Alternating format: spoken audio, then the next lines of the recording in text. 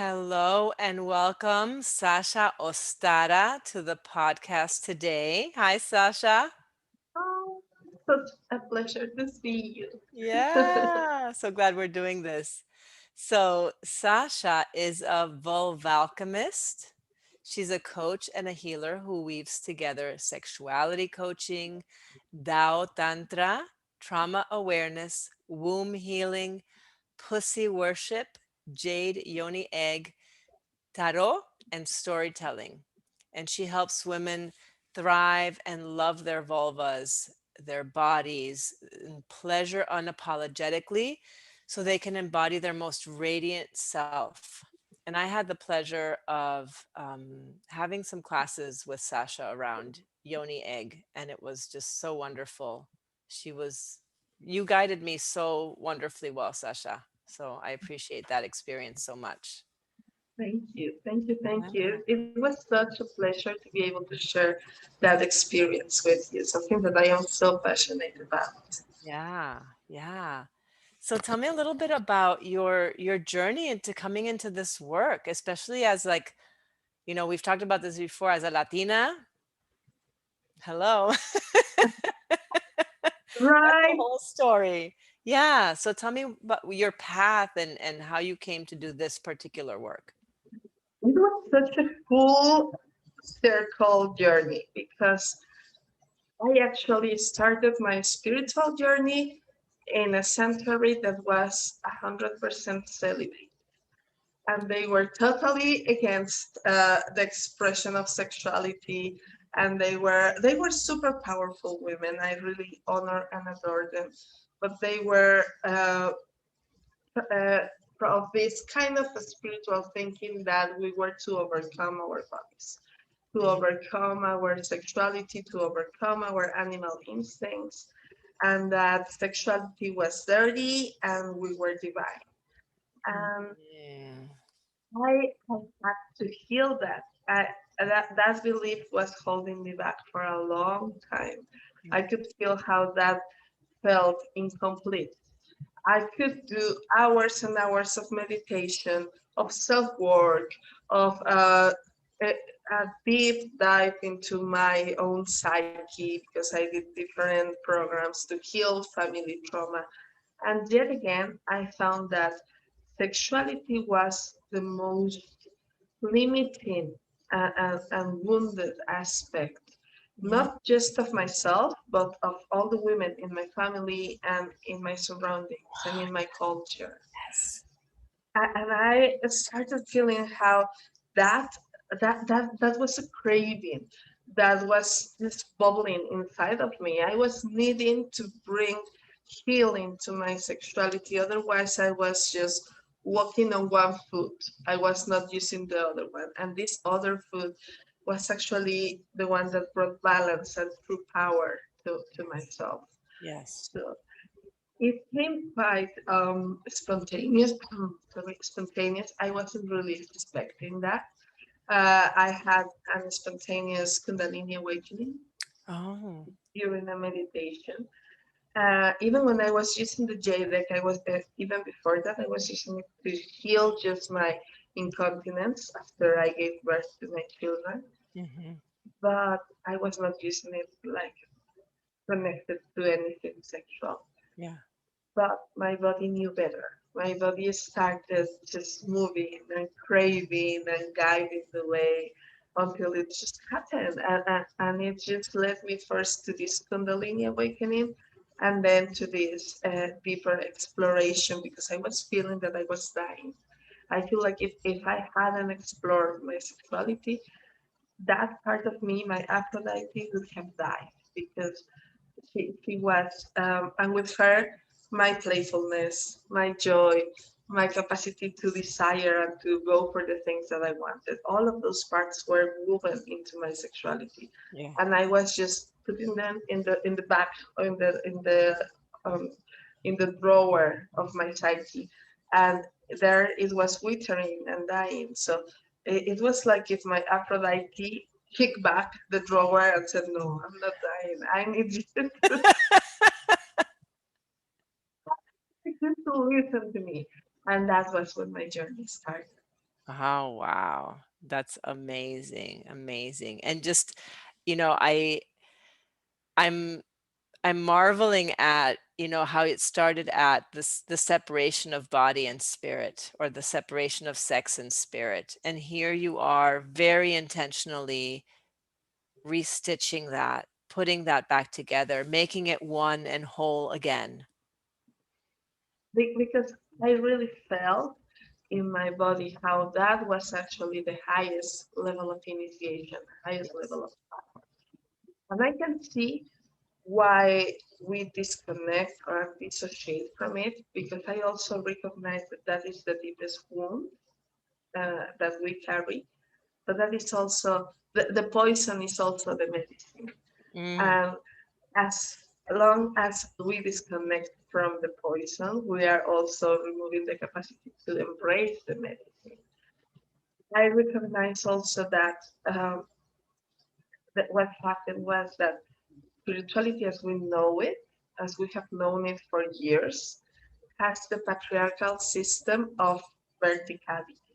It is something that you have to earn, to be tested on, to be mhm. initiated, to escalate, and then you have to prove yourself. Like this story of Abraham sacrificing his son to be because it was a test of God. That mentality of being constantly tested and being constantly having to prove yourself, Yeah. to earn a space, to earn the favor of God, to earn a space in heaven. But the way of the goddess, it's horizontal. The Mm, way of the goddess, it's the body, it's movement, it's dance, it's aliveness, it's everything being alive. It's our sexuality, it's our dance, it's our laughter, it's everything that we touch and feel with our senses. So I kind of changed lanes. I was raised in a patriarchal spirituality, like so many of us, and then I discovered that I needed to go to the horizontal way of the goddess, because otherwise I was dying in that constant proving myself. Because what happens also is that this patriarchal spiritual system tells us that we're never enough. No matter what you do, you're never enough. yeah. Even the saints. I remember that my teachers used to say, we are tested even in our dying bed. Because I was like, how cruel is that? Yeah. That must be really, really cruel of God to be testing you constantly. And then I realized that the God was just the opposite. She's about embracing us, loving us, just as we are. Right now, no matter who you are, what we are doing right now, you're loved, you're perfect, your body's perfect. The expression of your body, the expression of life is just perfect. That is that horizontal spirituality Yeah. where sex and aliveness is such an important part. Yeah. And even as you're holding your hands, if you're listening, it's just like there's this like column, which is the hierarchical, and then the hands expand, and it's just like this spaciousness and this flow, right? So even that feels so like permission giving and luscious and even safe. Exactly. That's the thing. It's safe. It's safe to exist as a woman in our bodies, in a space where we are welcome just as we are, when we Yeah. don't have to constantly change to be accepted. Yes, exactly. To be different from what we are to be accepted. Yeah. And when you say that I love the word that, the poison became the medicine. For those listening, can you describe a little bit about what you mean from your experience when you say that you were dying in this patriarchal structure, in the separation between sex and spirit? Uh, so I recognize that one of the most difficult aspects of working with sexuality is that sexuality has been used against us. Yes. All women have suffered sexual harassment. Most women have suffered sexual abuse. And all of us have suffered the fear and insecurity of embodying our sexuality. Hmm. That is the poison that I am talking about. That sense of our sexuality being used to keep us small. to keep Mhm. us quiet, to keep us ashamed, to hurt us literally. Like Yes. we have been sexually abused to remind us of our place. When a woman gets out of her place, she's raped. How many bisexual or lesbian women have been sexually abused so that they learn how to enjoy sex, right? How to be right, so that they go to the right direction. So sex has been used as a weapon for millennia. It's been 5,000 years Mhm. of rape and abuse and fear and false modesty and shame as ways of keeping us small. When a woman had an orgasm uh, years ago in the times of the Inquisition, she would be accused of being possessed by the devil and she could Mhm. die. Like women that could enjoy their sexuality were literally put to death. Yeah. And of course, that has changed during our lifetimes. Uh, we are no longer born alive, mostly in most countries, because in some countries women are still stoned, women are still beaten to death Mhm. for sexual issues, for being raped, not even for sleeping with somebody else willingly, for being raped. um, we still feel that shame and that sorrow around our sex. I see that in my mother, in my grandmother, and in myself. Um, there is this fear of uh, sex over becoming something dangerous. We know that if we show up in our sexual radiance in a city, men are going to attack us somehow. Absolutely. Yeah. I remember as a kid feeling like it's something that I needed to pull or retract into myself. I couldn't have it out there. It was like something that would just draw men in, and all the wrong men. Even as a young girl, I remember feeling like I need to put this away somewhere, and I did. I put it away way deep within me, and I buried it until, whatever, couple of years ago.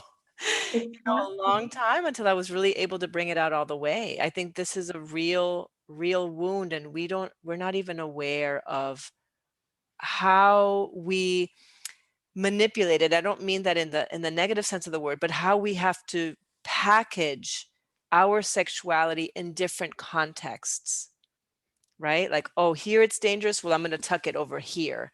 Or here it's okay to bring forward, but only with this person and in this certain way, Mhm.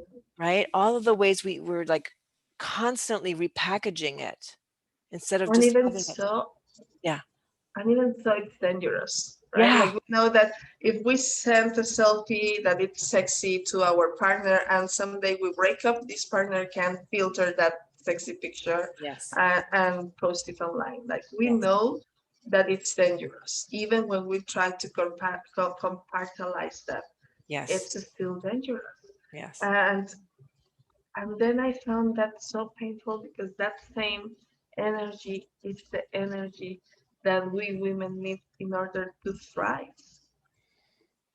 That energy that we have been so terrified of, so afraid, that we judge so harshly when other women display it, Yes. that we actually fear.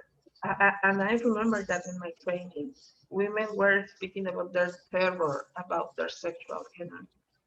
We are really dealing with an energy that has been used against us. That Mhm. has been a poison. But that is our greatest medicine. That Yes. is our greatest power because the thing with sexual energy is that it is life force. It's just life force. And we women have the capacity to just generate it like a self recharging battery. We just generate it naturally. And it's something that we cannot hide. How many women just don't try to be sexy, and yet again, they are sexy because that's life force just flowing through them. Yes. And with life force comes the playfulness part because life force is playful. Comes the will to desire and to say, this is what I want in my life, and to go for it and to ask for what you want. and to connect with your power and to create powerful interactions with people. All of that is actually connected to our secret battery, which is our sexual energy. Yeah, I really like how you talk about that as it being like our motor for life, our essence. Because I see so many women who, are mothers or wives and partners and go about their lives. And this is something that our culture, and I say our culture, meaning right now, like sort of white dominant culture in the United States, it's sort of like put to the in the bedroom. Like it's this compartmentalized, it just lives behind these closed doors, but really you're inviting it as this like, yeah, you're inviting something completely different, this welcoming of it all around you as part of your everyday experience, moment to moment experience, that it is always with you, it is always nourishing you, it is your aliveness, and that you can hold that with you at all times. It doesn't need to be put somewhere or compartmentalized. Yeah, Yeah. exactly. I'm going to look just a little bit exactly like the stars, not like me see. So yeah, and there's another thing that it's very important here, and it's that at the end of the day, that energy, it's just energy. That's why it affects everything. Hmm. According to Chinese medicine, energy, it's just our bodies are like this huge battery that constantly receive and transform energy. And energy changes according to where it is located in the body. But Mm. there is not such thing as sexual energy, female energy, masculine energy. This it's just energy that changes according to the place in which we are using it the most. So when that energy is located in our lower area, which is our lower dantian, it becomes an energy that is attractive. It's sexual, of course, but it's also powerful. It's like people immediately turn and see people that have a lot of lower dantian energy. You know, like a Freddie Mercury. You immediately saw that man. Whenever he came to the stage, it was just boom. Your attention went immediately to the person. Elvis Presley. Boom. Immediately. There, and it's because they cultivate a lot of energy or cultivated a lot of energy in their lower dantian. You can Yes. feel that energy there. And of course, they are sexy. You saw them and they were like, oh my God, so appealing, so sexy. I cannot stop looking at this person. It's just energy. But that same energy, when it moves a little bit higher, when it moves to the heart center or the chest Mm. area, it becomes an energy that it's more expansive, more Mm. about the heart and flows a little bit more with more ease. And it's just more about that expansion, that big heart, right? Yes. It's an energy that feels embracing and welcoming. Hmm. And when that energy moves a little bit higher to the head, to the third dantian, it's the same energy, but in the third dantian, it shows up as people with such mental clarity. You can think of an Obama, or you can think about people that it's just hyper smart. Like you see them, and they are always thinking about everything. They have that clarity. They see what needs to be done. They are Visionaries. leaders. Yeah, Yeah. and they are leaders, and you want to trust them and to follow them because of, Mm. of their clarity and expansion of vision. Mm. I And love your description of that. it's just energy. It's the same energy flowing Yes. through us. Yeah, I love that. I had never thought of it like that same sexual energy in different parts of the body looks and feels different. Yeah. Absolutely different. And the magic is that we can actually move the three of them. We don't need to focus just on one and cultivate just one. We can actually create a balanced energy so that our body works like a full ecosystem. How do you cultivate that? Uh, Practices like the Jade Egg practice Yeah. include this kind what that's what I actually call vulvalchemy, because it's alchemy what we do with Yes. our body. Yes. So we cultivate sexual energy through many different forms. It can be through dancing, through self pleasure, through a practice that it's called the inner smile, in which we just Mhm. bring that. The magic of the inner smile is that it actually moves the muscles. Like, it's actually a muscle thing. You contract and relax your muscles willingly, which has so much to do, as you know, with your nerves, with your vagus nerve. You Mhm. are tensing and relaxing Yes. with intention in the lower area in your pelvis, and as you do that, you start collecting energy. Like what we do, my first energy movement class was many years ago, and we did that with the hands. We would pull together our hands just before they touch, and then a little bit far, and then a little bit close, and then a little bit far, but very slowly, and you can start feeling the warmth in between that space, as you start just opening and closing the space, the gap between your hands. Because that's the power of contraction and expansion Yes. in Yes. everything in life. So Yes. when we do that with our muscles, we expand and contract willingly. We are collecting that energy, and then we move that energy willingly up and down with our breath, with our sound, with our breath, sound, movement, and intention. Mm. Mhm. Mhm. Really using the power of the mind to do to in service of healing. Yes. And of the body, because the body Yeah. knows what it needs in order to get there. The Yes. body knows if it needs a little bit of a hip circle, or if it needs to move violently because it has something stuck, if it needs Yes. to shake, if it needs to yawn, if it needs to just do whatever movement it is called to. The body just flows. When we start just listening to that flow, energy moves with ease. Yes. No, I love that. I also love several months ago you posted something that impressed me so much. You really debunked this whole idea of masculine and feminine energies, which is something that, I still hear people saying. I talk about active receptive, but really understand it as one, as sort of like this play of Mhm. energies. But you really, you were very clear about how that's not how you roll, so to speak. Yeah. Yeah, because after all, our perception of masculine and feminine it's filtered by our culture. Yes. And as long as it is filtered by our culture, we are limiting the capacities of human beings. Yes.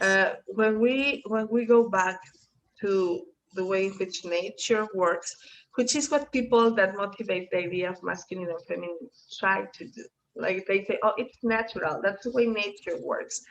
When we go back, we realize that that is not how nature works. Mm. In nature, there are not those roles. They are Yeah. not. There are parts of the animal kingdoms where the masculine is like what we know that the masculine is. It's dominant. It's violent, or it's angry, or it goes for things. But there are other parts in which it's the other way around. Hmm. There are parts of the animal kingdom where the masculine is more receptive and it's more quiet, and it even nurtures like seahorses. Hmm. So, Or penguins. or penguins, even the bonobos, which are our closest cousins. And I love that metaphor. We have two very close cousins, chimpanzees and the bonobos. And for whatever reason, casually, people forget about the bonobos. Like, scientists don't speak about the bonobos, which are actually closer to us than Uh, chimpanzees. So they ignore their existence, but they just speak about chimpanzees, and they say, see how the strongest masculine one is the one that is the leader. how the weak ones are kicked out of the group and they are abused by the strongest one. How is the survival of the strongest, and how the female chimpanzees are there to serve the masculine chimpanzees. And then we look at the bonobos and it's just the other way around. Yeah. They are pacifist. They are matriarchal. It is the oldest female bonobo that it's the one that leads the pack. So what you see is that it actually is limited by our culture, Yes. and Yes. our culture is a box, and that box tries to define the feminine and the masculine as energy traits. Masculine, it's electric and it's go-getter and it's the one that tries and gives, and feminine receives, and it's expansive and it's loving and Mhm. it's nurturing and it's Mhm. motherly. Yeah. And yes, it can be, they can be those things, and they can also be just the opposite. Yeah, I find that, you know, when I think about rage, for example, like the powerful emotions such as rage, I think about Pele, the volcano goddess, and Kali, and all of these very fiery goddesses and archetypes that are like, yes, this feels like part of it too, but not nobody, but fewer people talk about that. They make it sound like, the receptive is passive and all, but I don't, yeah, that's not how it works. And even more, the greatest insult is that they attribute intellect to male Yeah. energy and emotions to female energy, and Hmm. that is limiting to both, Yes. because women have great intellects and men have the great emotional capacity. Yes, And absolutely. this definition that gives intellect to men and emotions to women uh, really hurts both, and really doesn't work in nature and doesn't work in archetypes, because Mhm. you have Athena, the god Minerva, the goddess of wisdom. Are you going to tell her that she didn't think, that she was not wise, that she was not? She was the one archetype of Yeah. brilliance. And then men being nurturing, being loving, being kind, like the poets.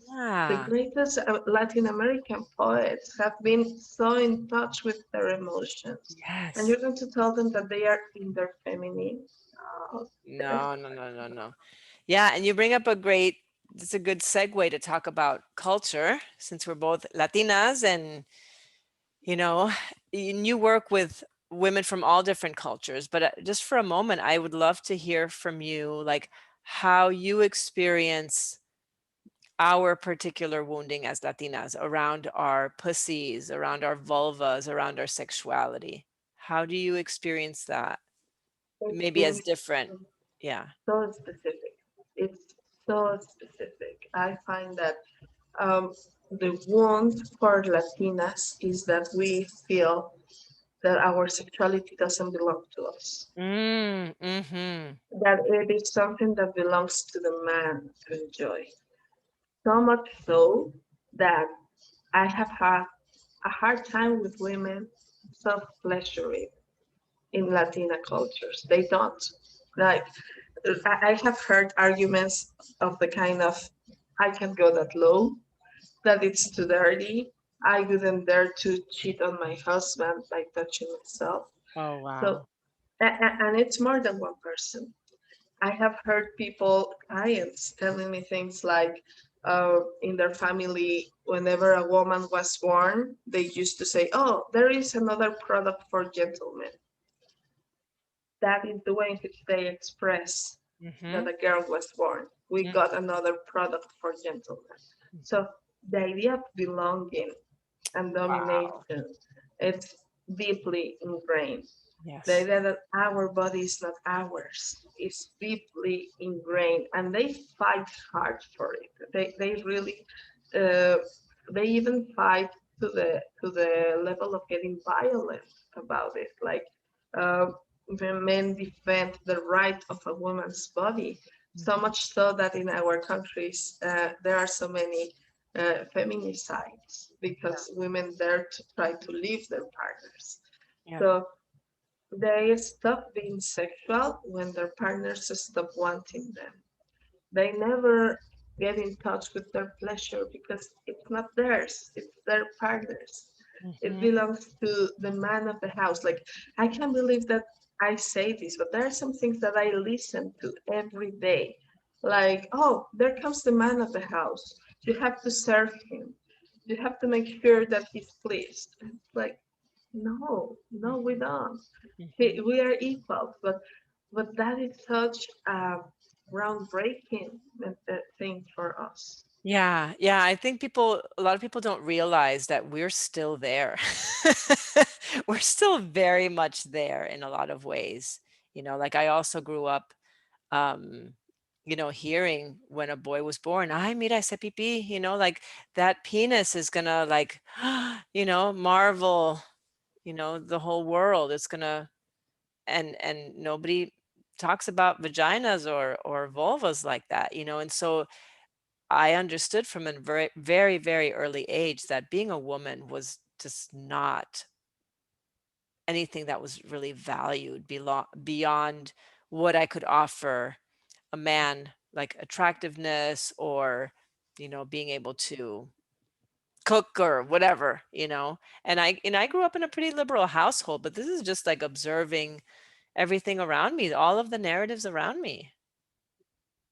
Oh, absolutely. There is still so much way to go. There is so much to work on when it comes Yeah. to empowerment, Yes. sexual and otherwise, in our Yes. culture. And Yeah. I noticed that even when it comes to studies, to empowerment. I know that, for example, my mother was beaten because she wanted to study.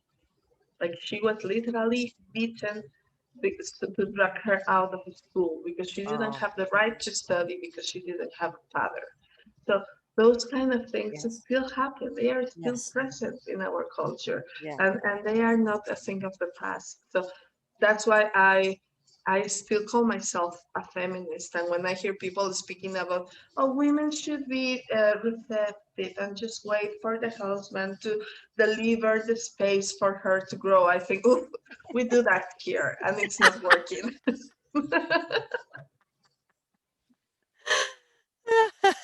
So I want to speak to something that you said earlier. You said your sex, your pussy, sexuality doesn't belong to you, right? That's part of like what we've ingested. And there's the piece around like enjoying it. Enjoying it is also forbidden, could get you killed, that piece.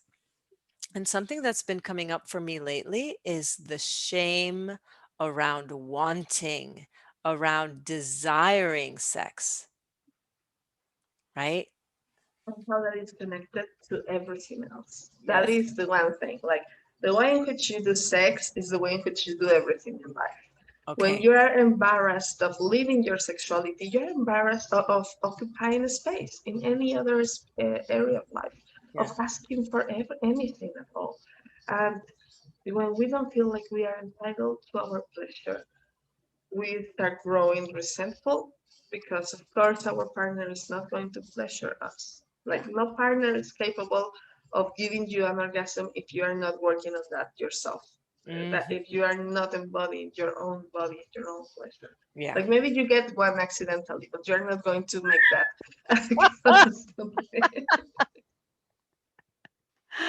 So eventually, we run out of sexual energy. That is something so powerful. Women can run out of sexual energy. We run out of life force. Just Uh, overgiving. Yeah. this overgiving happens, and we notice that in our culture. I don't know if you have noticed how women of an older age just start like a light that is being dim, and they start hunching and they start just disappearing, stop Hmm. occupying the space. Hmm. That's because literally their sexual energy, which is in their kidneys, not even in our wombs, it's in our kidneys, it starts being so drained because we give and give and give, and we don't recover and re-energize that energy through Yeah. pleasure, Yes. Yes. that we just run out of it as we age. Yes.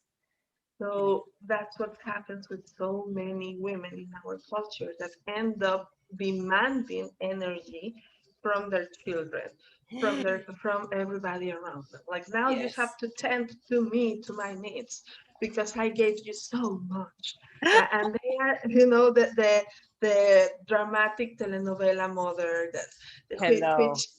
of course we have to support our communities, and our communities start with our families. I Yeah. am not saying Yeah. that we shouldn't, but not from a place of manipulation and energy Right. vampirism, But because that doesn't work.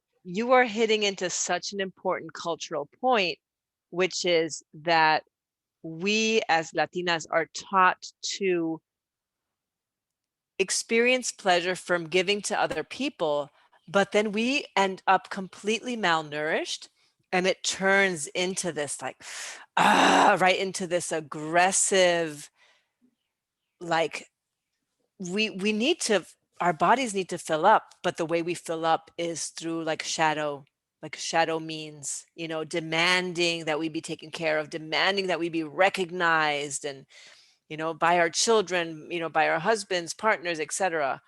Yeah, yeah, you're speaking to something that's so deep, this like a really pervasive pattern. If you ever watched the movie like Water for Chocolate, Yeah.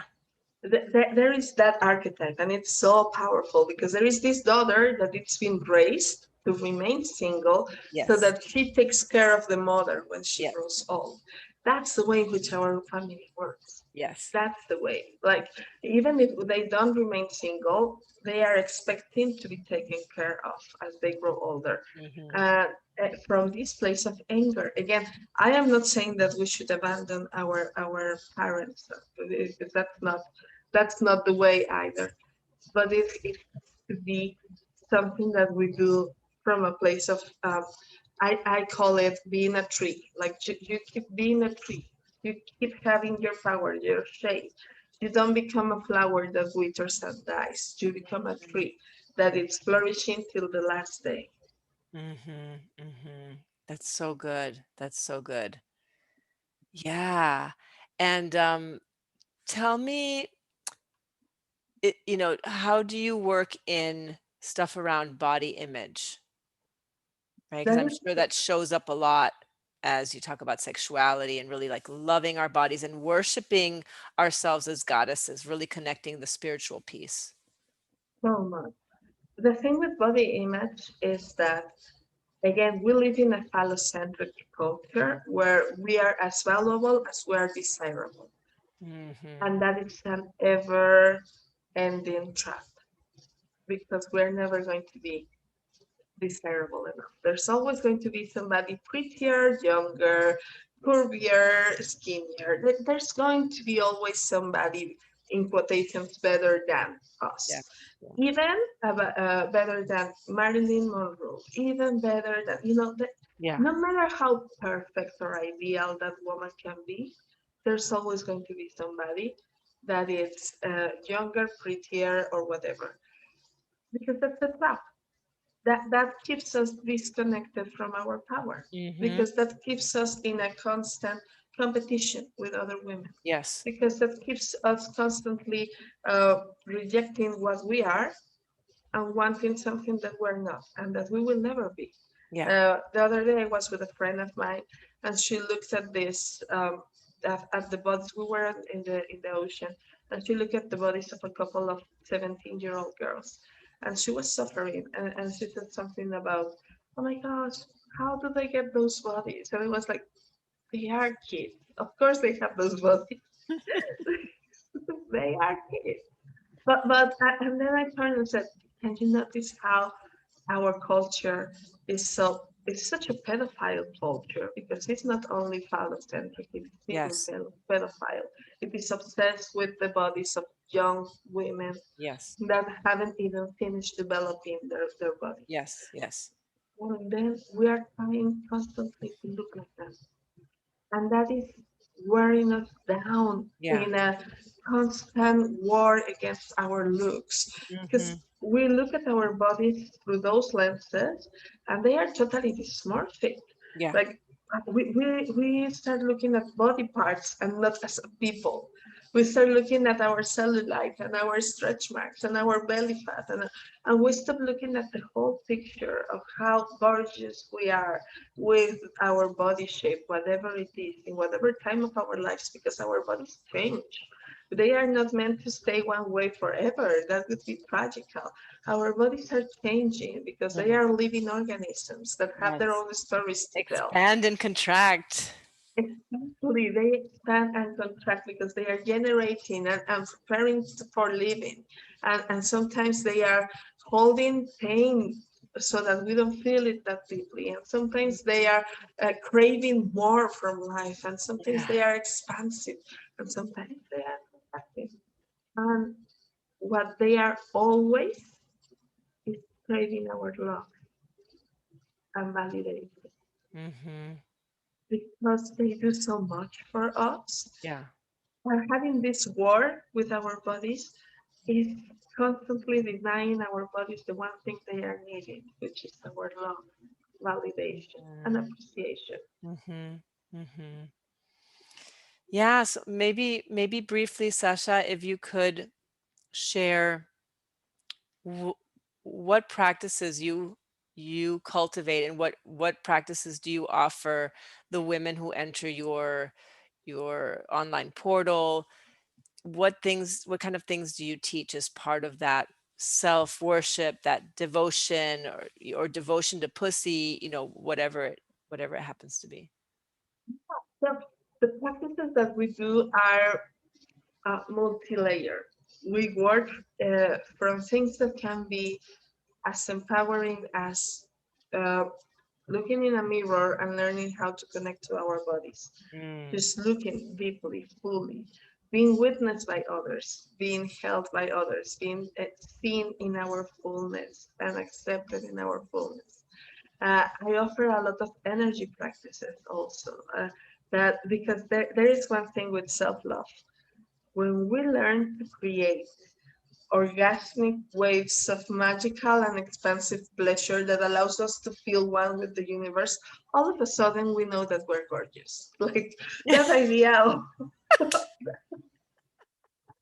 of needing validation just is thrown out of the window because when your body's capable of feeling energy running through you, feeling like, wow, I feel the spheres singing because I can feel orgasms, just waves of orgasms in my body because I work a lot with energy orgasms. I mm-hmm. help women to generate orgasms without even touching their bodies. Oh, I love it. Sometimes just connecting with this energy of their kidneys, their ovaries, moving it through them when they learn how to do that, all of a sudden the appreciation, the wounds, like that just goes out of the window because you see that your body is capable of so much.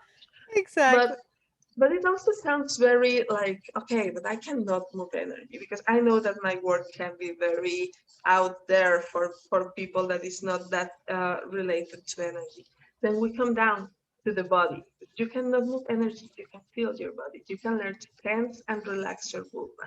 You Mm, can learn to give yourself a breast massage that it's going to literally help you remove energy and toxins and help you connect to the pleasure of your breast and help your breast become more sensitive to pleasure.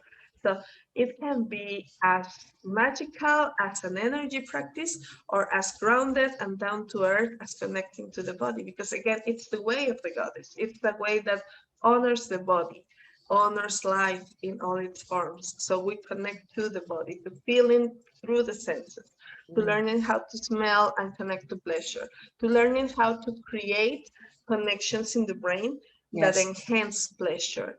Ah, So that because that's all that it is. It's actually connections in our brain. And we can train them. We can train our body to feel more pleasure.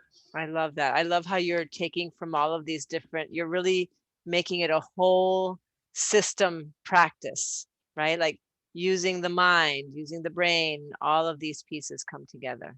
I think that's so amazing. And really, Sasha, I haven't met anyone as deeply passionate as you. When you talk about this, you really incorporate, like, you really take it to a political level.